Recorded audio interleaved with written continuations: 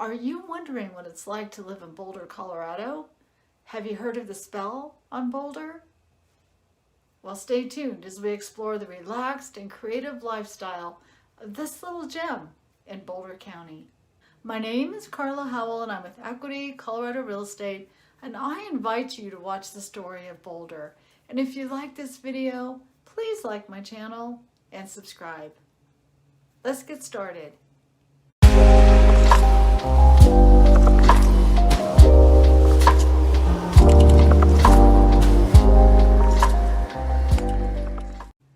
Boulder has its own character, and no matter where you come from or if you've lived here since the 60s, you will have become a Boulderite, even without knowing it.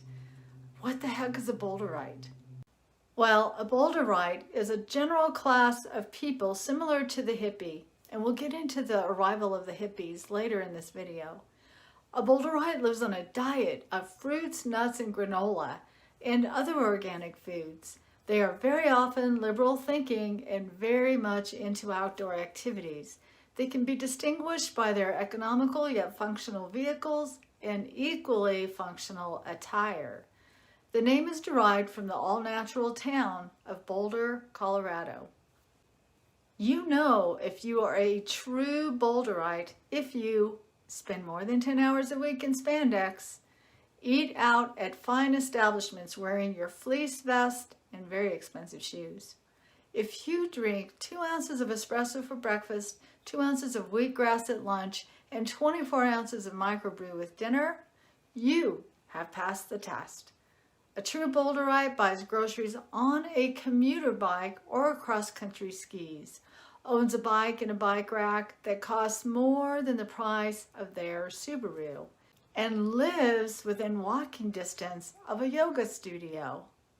If you see someone riding in shorts, hiking boots with sunglasses on their head, and they're smacking on some trail mix, that is one fine Boulderite. You know, at one time Boulder was your normal small town. Back in the 40s and 50s with dirt roads, the powwow rodeo grounds, and trains running through town. Small corner 5 and dime shops and Woolworths sat on Pearl Street right downtown. And you could ride a horse around your house on Canyon in the corner of Folsom. So what the heck happened to that quaint little country town anyway? Why is this special place of ours so often written about, painted, and photographed? Let's dig a little further back to find out the history. Some of us are lucky enough to have grown up in Boulder at a time of innocence where it still had that small town feel, and we rode our bikes everywhere to get around town.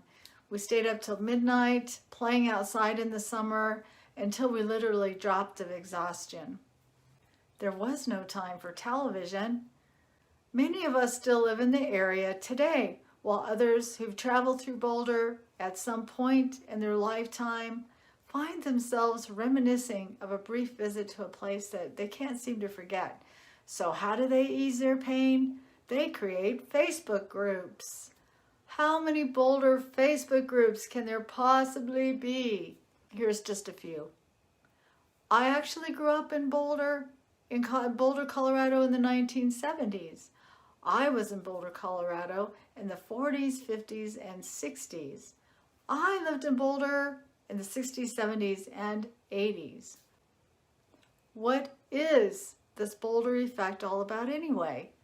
Is it a spell, or is it part of a curse from our past? To find the answers, let's explore where it all began. Boulder's history is filled with stories of the Wild Wild West, explorations from gold and coal mining, to the struggles of several Native American tribes traveling across Colorado. In 1858, the legendary Chief Niwot, a leader of the Southern Arapaho tribe, was known to have traveled the Front Range of Colorado and frequently wintered in Boulder Valley.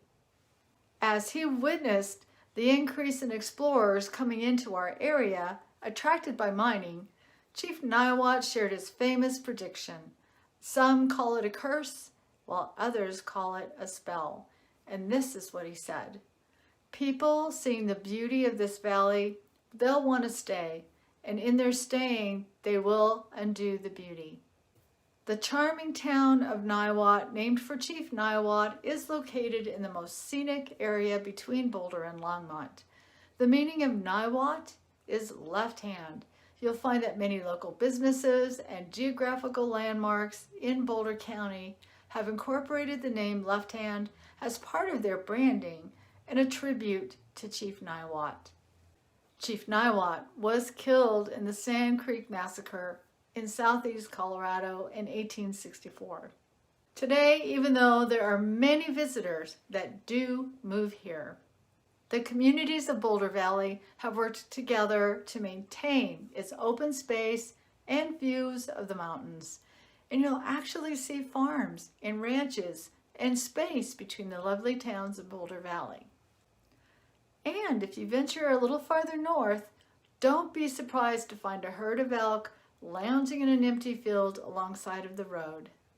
Make sure your phone's camera is ready for some surprises, just in case the sky is filled with hot air balloons or you stumble across an unexpected music festival in the park.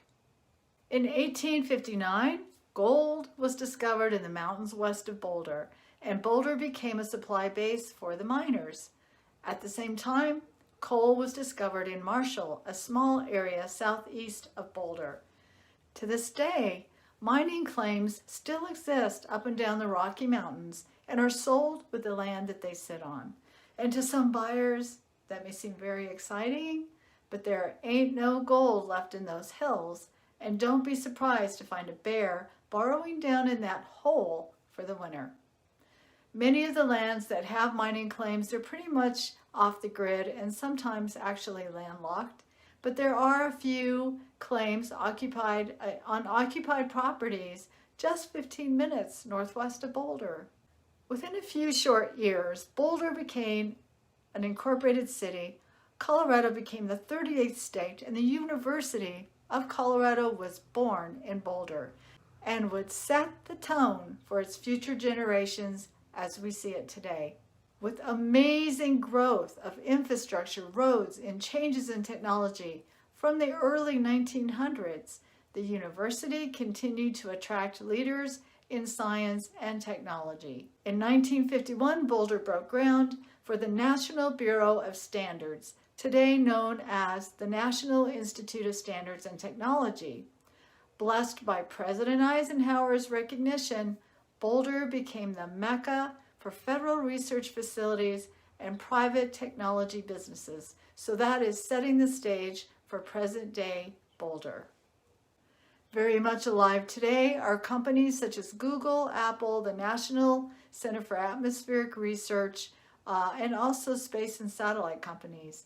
Tech startups are very common, and entrepreneurship status runs rapid in Boulder County. The next biggest impact on Boulder would be in 1967, when Boulder decided to isolate themselves from future urban sprawl. So they created the nation's first sales tax to preserve open space, and this led to the purchase of 145,000 acres surrounding the city of Boulder. Similar to a moat around a castle, no one can build in this space, which is dedicated to preserving its beauty, wildlife, and providing 155 hiking and biking trails. Now, let's investigate the migration of the hippies in the 1960s. And what are hippies? How come Boulder was such a draw for these nonconformist, outspoken protesters? In June of 1968, an asteroid called Icarus was scheduled to pass by our planet. Astronomers calculated the asteroid, a half a mile in diameter, would be roughly 3.9 million miles away. Icarus, named for the mythical Greek character who flew too close to the sun, would travel by the Earth every 19 years. Despite reassurance by scientists that there was no cause for alarm, rumors that the Earth was doomed were widely circulated, and some people believed that the asteroid would strike, causing massive tidal waves and earthquakes. And the entire state of California could drop off into the ocean, so their only safety was moving inland and away from the coast, so hundreds of hippies from other parts of the country drove or hitchhiked to the Rocky Mountains for safety. Many took refuge in the mountains just west of Boulder, believing that only Boulder and possibly Tibet would be spared in the aftermath of the asteroid. So the 60s and 70s brought lots of attention to Boulder, along with many protests against current political challenges and demonstrations amongst the college students. Many newcomers that came to participate, they never left. If you're exploring some of those old historical mining towns west of Boulder, you might just find an old vintage VW van and a VW Bug. The 60s and 70s would forever change the spirit of Boulder, and you'll find it today to be a melting pot of spirituality, openness, and neutrality. Outdoor enthusiasts and athletic participants of all ages love it here, from runners, local and international, to bicycle riders, both street and trail racing. And mountain climbing is popular in and around Boulder Canyon. Here in Boulder, the Rocky Mountains are your backyard for fun all year round. There are small towns to explore like Gold Hill, Nederland, Ward, Jamestown, Lyons, and more. So pack a lunch and head for the hills, or just plop yourself down on the creek for a fun old-fashioned picnic. Boulder's full of amazing food, from international specialties to burgers and brews. One of my most favorite treats is the famous Flagstaff House, sitting at 6,000 feet above sea level at the top of Flagstaff Mountain, with a bird's eye view of Boulder Valley and a tantalizing world-renowned cuisine. It is breathtaking, and it's an experience you're going to talk about for a very long time. Everyone loves to hang out at the Pearl Street Mall in historic downtown Boulder. Once an open street, it was closed off in the 70s and dedicated to an outdoor walking mall way before that trend started, with lots of amazing restaurants, shops, and historical buildings like the old Boulderite Hotel. The Boulderite Hotel has lovely eateries inside and music on the mezzanine. But if you're afraid of ghosts, do not stay in rooms 302 or 304. You didn't hear that from me. The Pearl Street Mall is full of entertainment in the warmer months. You can expect to see lots of street performers, from magicians to musicians, and maybe someone dressed as a statue who comes to life and winks at you when you least expect it. But don't worry, it's not your imagination. It can be difficult sometimes to determine the real aliens strolling down the mall. They tend to dress in black patent leather suits and platform shoes, have pasty white skin, and really, really dark sunglasses. And I'm just kidding, but not really. So no matter what you see on the Pearl Street Mall, you will have a good time.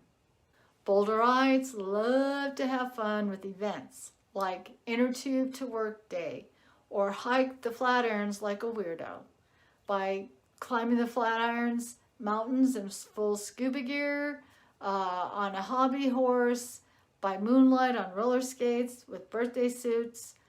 But remember that safety always comes first. It's always fun to see what Boulder's communities can come up with to entertain us and have lots of laughs along the way. So now that you've discovered some interesting quirks in history about Boulder, let's see what makes it an inspiration to the outside world. Boulder's been voted as the #1 place to live out of 150 metropolitan areas in the U.S. for 2 years in a row, and this is according to the U.S. News and World Report. Measured by Boulder's natural beauty and abundance of opportunities for outdoor recreation, including all the trails and parks and open space.